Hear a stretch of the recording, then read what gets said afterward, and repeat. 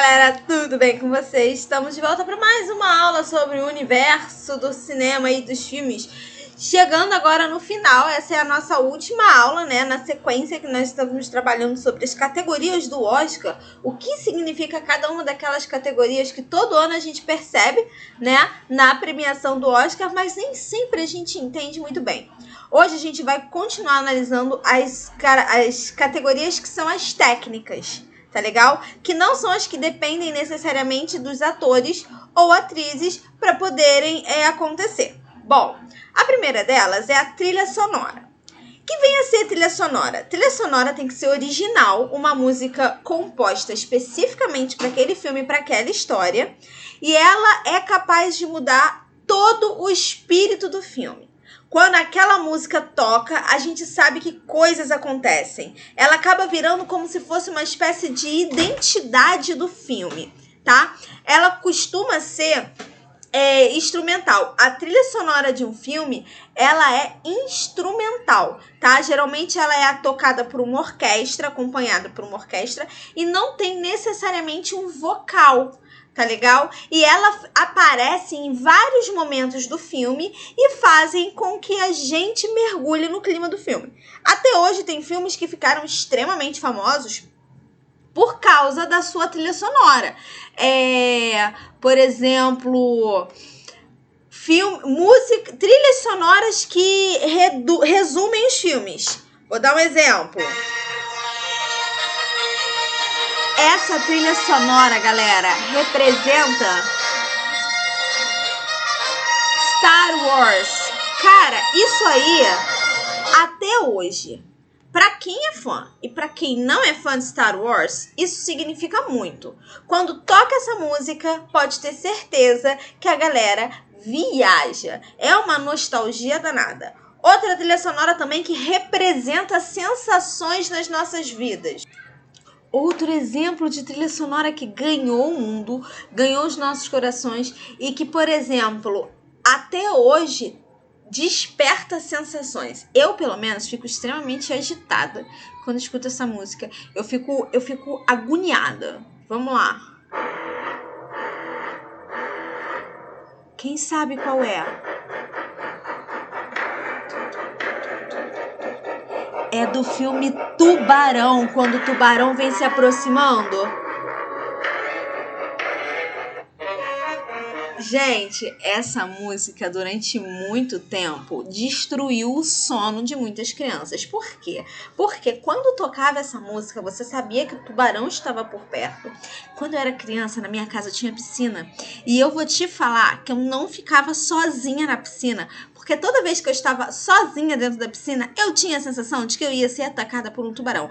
Não tenta entender a cabeça da criança, gente, mas isso é verdade. E por que isso acontece? Porque as músicas, né, as trilhas sonoras, elas são capazes de nos teletransportar para todo o esquema do filme, para a sensação, para a atmosfera do filme. Por isso que as trilhas sonoras, elas são tão importantes dentro de uma produção cinematográfica, galera, tá?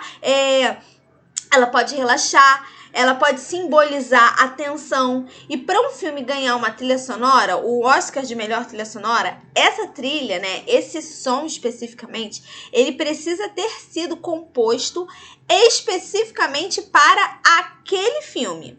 Não pode ser um som que já existisse, não pode ser nada disso, tá? E aí, ai, professora, mas você é meio velha, né? Você trouxe as trilhas sonoras, tipo assim, uma trilha sonora do Star Wars. Você trouxe a trilha sonora do Tubarão, que eu acredito que talvez alguns de vocês nem sequer tenham assistido o filme Tubarão. Assistam, é assustador, mas é um clássico, tem que assistir. Mas aí eu trouxe uma também que faz mais parte de uma geração, lógico, né? Não é tão recente assim, mas é uma trilha sonora que faz a gente viajar. Teletransporta todas as nossas mentes e corações para um mundo completamente diferente.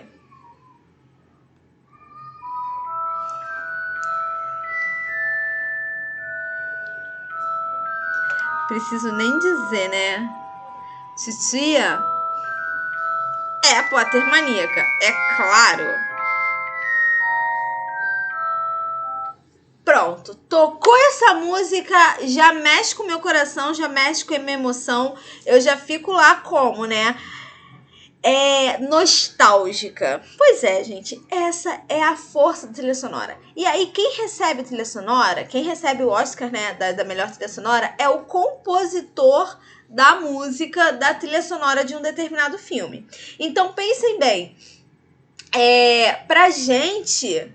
se pra gente causa coisas boas, imagina só pra esses caras que foram os responsáveis por compor essas trilhas que eu mostrei pra vocês. Eu só dei alguns exemplos, tem um montão de outros filmes com trilhas sonoras incríveis. Imagina como é que não deve ser pra esses caras saberem que eles são responsáveis por dar sentido a um personagem, ou sentido a uma história, ou então simplesmente eles são responsáveis por fazer a gente viajar. Sensacional, né? E aí a gente vem logo em seguida pro Oscar de melhor canção original. O que é a canção original? É aquela música que aí já tem um cantor, já tem uma letra que tem a ver com o enredo do filme, que também é composta exclusivamente para o filme, tá? Essas músicas, elas são muito usadas para traduzir o espírito da produção cinematográfica, o espírito daquele filme em questão. E bom, as boas canções originais geralmente elas se tornam emblemáticas. Quem nunca ouviu essa música que eu vou tocar pra vocês agora? Essa aí vocês conhecem, não conhecem? Amigo, estou aqui. Amigo, estou aqui. Galera, isso aí é uma trilha sonora. Na verdade, é uma canção original excepcional.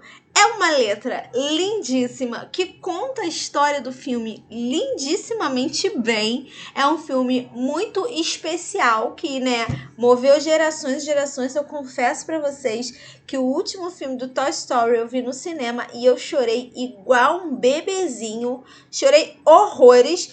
E bom, é uma trilha sonora que é uma canção original que nos marcou e que marcou o filme. É uma música que faz parte de todo esse universo cinematográfico que eternizou uma história do filme. Imagina pro compositor dessa música. Essa música que vocês ouviram, o Amigo Estou Aqui, é a versão em português da música original que foi feita em inglês, tá? Essa música, ela tornou-se emblemática. Onde quer que você vá, toca essa música, você vai ver um monte de gente de várias idades diferentes vibrando, cantando, curtindo essa música, porque realmente é uma música que marcou gerações, marcou épocas e que é muito bonita. Então, assim, a canção original, ela tem essa função, tá, pessoal? A função de fazer as pessoas viajarem, rumarem, né, destino ao sentimento, às sensações do filme. Logo em seguida, nós vamos para a melhor edição e melhor mixagem de som. São 2 prêmios diferentes, mas eu coloquei os 2 juntos para vocês entenderem que eles são um pouco parecidos. Melhor edição de som quer dizer, a melhor mixagem, eu coloquei primeira mixagem, né? Tá. A melhor mixagem, ela engloba toda a gravação de áudio feita durante as filmagens, ou seja, a quantidade de microfones disponibilizados, né, em todo o set de filmagem, porque eu não sei se vocês sabem, mas quando o filme está sendo gravado, tem vários microfones assim aqui em cima que não aparecem na câmera, naturalmente, mas que ficam aqui em cima, que é para poder captar os sons. Então, por exemplo, além dos atores, eles precisarem, né, ter uma não é que nem o teatro, que o ator precisa ter aquela voz para fora e tal. Uma boa mixagem de som, ela está diretamente relacionada à qualidade do som na hora que ele vai para o cinema. Então, se a gente escuta bem os filmes, as falas, se a gente compreende bem as falas, tudo está harmonizando dentro da gravação, isso aí significa que houve uma ótima mixagem de som. Tem pessoas, galera, técnicos de som que são especializados em fazer esse tipo de edição, tá? A edição da mixagem de som de um determinado filme.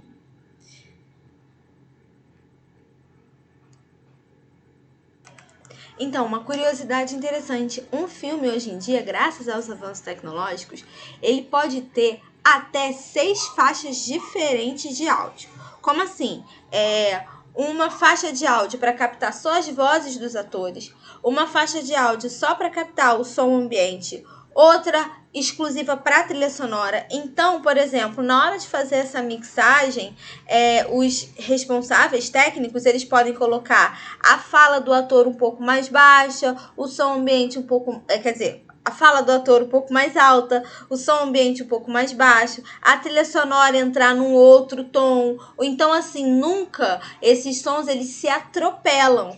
Antes, né, não tanto tempo atrás assim, não existia essa coisa de até 6 faixas de áudio. Então o ator, tava chovendo, uma cena na chuva.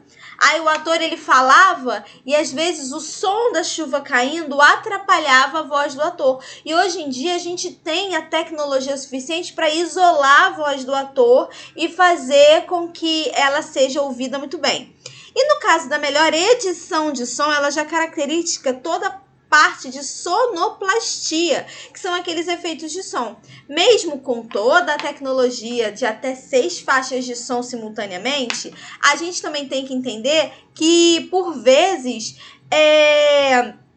determinados detalhes não são captados pelos microfones, que ficam assim no alto. Então, por exemplo, às vezes o som de um talher batendo no prato. Se isso aí precisa ser explorado, se é algo que o diretor quer explorar no filme, então é a edição de som que vai incluir o som dos garfos batendo nos pratos, às vezes o som de passos. Às vezes é um som que, por exemplo, é um som mesmo de uma buzina na rua, um carro passando, que, por exemplo, se é uma cena gravada numa área externa, você não tem como controlar que horas que o carro vai buzinar. Você pode até colocar esse efeito de som na hora, mas pode ser que na hora da edição final do filme, esses sons não fiquem casadinhos, bonitinhos. Então, é interessante que a edição de som, ela seja assim, bem, casadinha com a imagem. Então, o Oscar da edição, ele também pode, é muito importante. E, por exemplo, não sei se vocês já viram um filme que tem o barulho de a pessoa mastigando, tem o barulho da pessoa...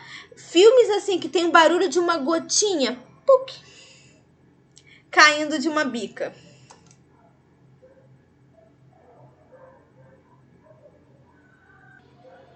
Então, gente, às vezes esses sons, eles não são naturais, eles são incluídos artificialmente no filme. E é o trabalho da edição de som. E são 2 prêmios diferentes. Falou? Vamos agora para o próximo slide. Então, agora vamos ao melhor design de produção. O design de produção, ele também é creditado, às vezes, como melhor direção de arte.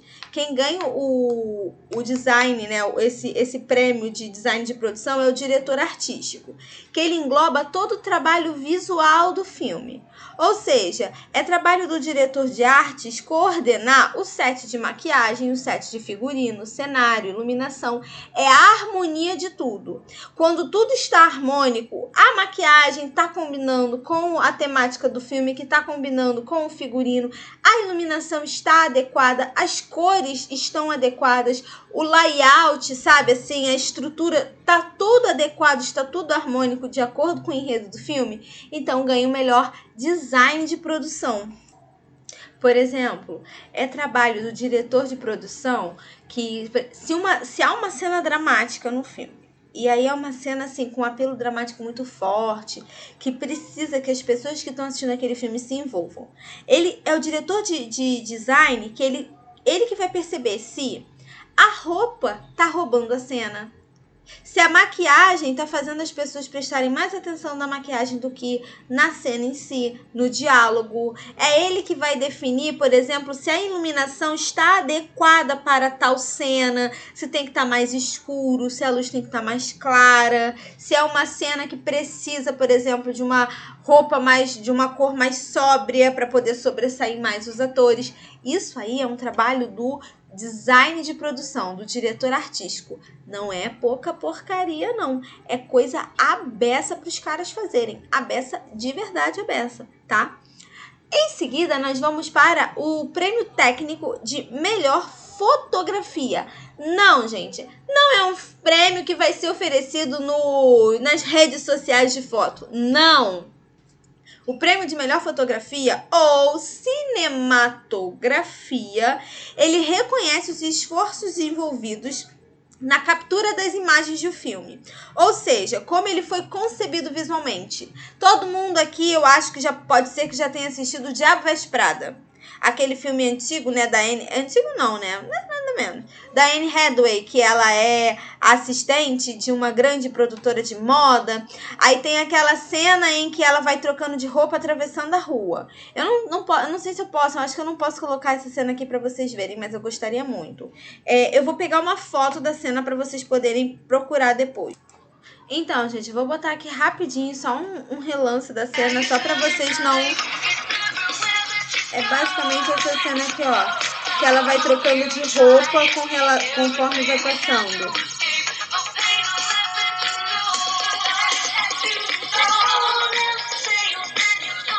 Então, isso aí, galera, é trabalho do diretor de fotografia. O quê? Ela vem passando, ela vai mudando de roupa, né? Estilo de roupa, fazendo tipo um desfile de moda.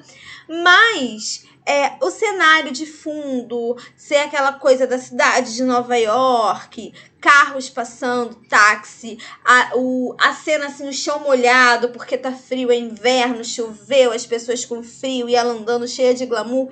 Isso aí é a fotografia do filme. É o cenário, é o pano de fundo que o filme vai se desenvolver. Entendeu? Qual o clima que ele quer atribuir àquela filmagem. Vários filmes têm fotografias famosíssimas. Por exemplo, se você for assistir a um filme que se passa numa paisagem afrodisíaca, aquela paisagem assim, praias, cachoeiras, paisagens muito bonitas, isso aí é a fotografia de um filme, tá? Então é sempre assim, aonde ele quer que você se sinta quando você assiste aquele filme. Você quer ver uma coisa mais intelectual? Você quer uma coisa mais praia? Você quer uma coisa mais séria? A fotografia também trabalha para isso. Então, tem um prêmio dedicado especificamente a esses profissionais, que eu acho, assim, sensacional. Melhor maquiagem e penteados. Tem gente que fala maquiagem de cabelo, né? Aí depende de quem estiver falando. Eu gosto de penteado, porque eu acho chique. Então, a maquiagem, ela envolve toda e qualquer alteração no corpo ou no rosto através de cosméticos, próteses ou qualquer outro material físico. Tem atores, gente, que precisam, por exemplo, fazer uma prótese no nariz para viver determinado personagem, precisam colocar para prótese dentária para ficar com os dentes maiores ou aparentar ter dentes menores. Tem atores que precisam fazer modificações extremas no rosto, atores cuja maquiagem faz eles parecerem mais magros, com rosto com formato diferente. Gente, maquiagem é assim, a gente pode dizer que existe, tem a atuação, mas a maquiagem também nos ajuda muito. Por exemplo, o filme Malévola, que foi a Angelina Jolie com aquele rosto assim bem mais fino, aqueles traços, a pele muito branca, aquela coisa. Gente, aquilo ali deu o ar do filme. Você percebe qual é daquela personagem só de olhar para a cara dela. E o tratamento no cabelo também dos atores, ele também entra nessa categoria. Geralmente, quando tem muito penteado, Cruella, que foi aquele filme que tem aquele cabelo muito específico. Tudo isso, pessoal, é muito importante a gente frisar que essas situações, elas só são premiadas quando elas são feitas no ator mesmo. Quando são correções feitas por computação gráfica, não é considerado maquiagem e penteado. Por exemplo, no filme Harry Potter, o Dobby foi vivido por um ator que atuava com vários clipezinhos assim, e aí no final colocaram o rosto do Dobby em cima das expressões dele. Assim como o Voldemort também. Eles não podem entrar em maquiagem e penteado, porque aquilo ali foi computação gráfica. O ator, ele não arrancou o nariz para viver o Voldemort, tá? Só que aquela cara de cobra que fizeram nele foi feita por computador e não por maquiagem, tá? Geralmente, gente, são só 2 profissionais que são premiados, né? O responsável pela maquiagem e pelo penteado.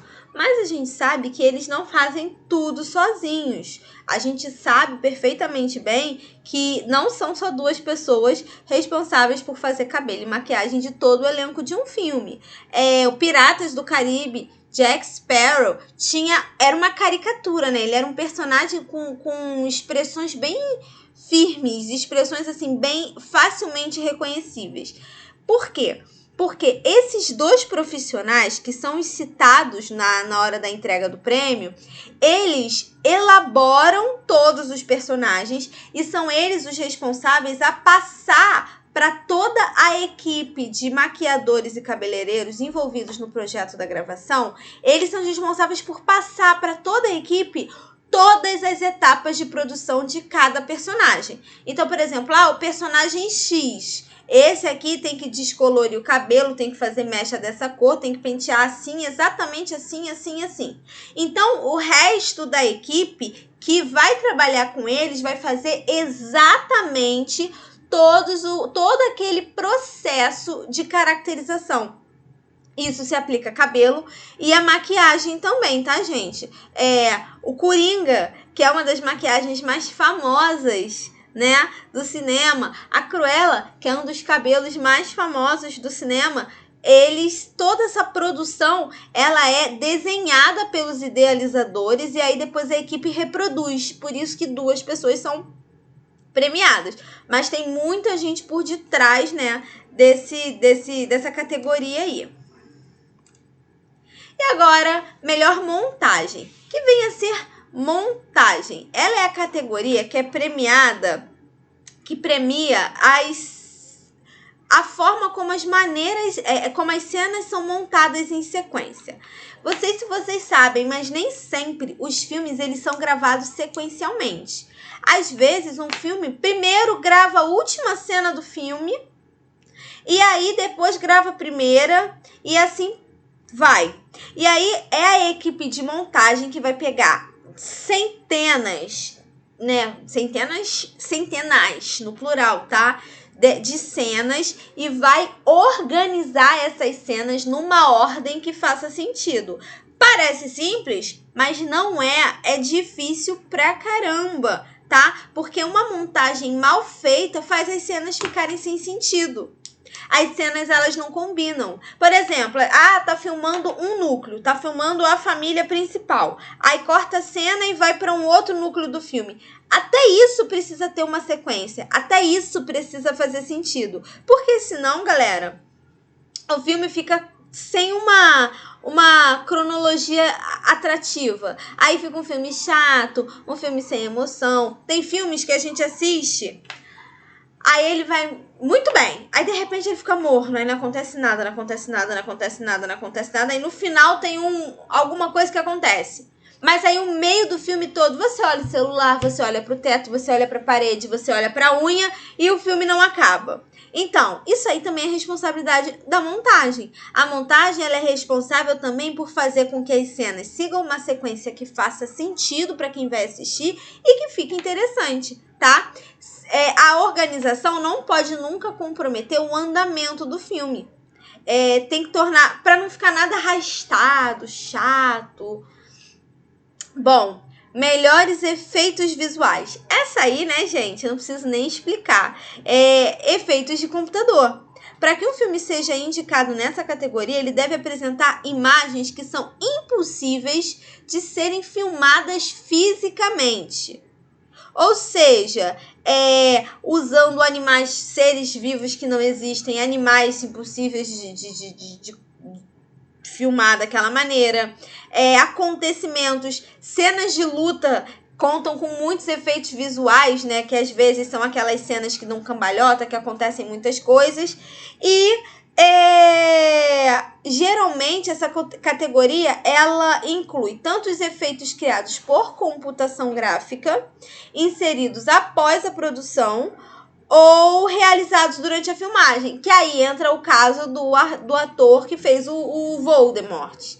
Ele entraria como melhor efeitos visuais. Por quê? Porque ele estava gravando ali a cena na hora, mas depois, na hora da edição, colocaram os efeitos no rosto dele, na pele dele.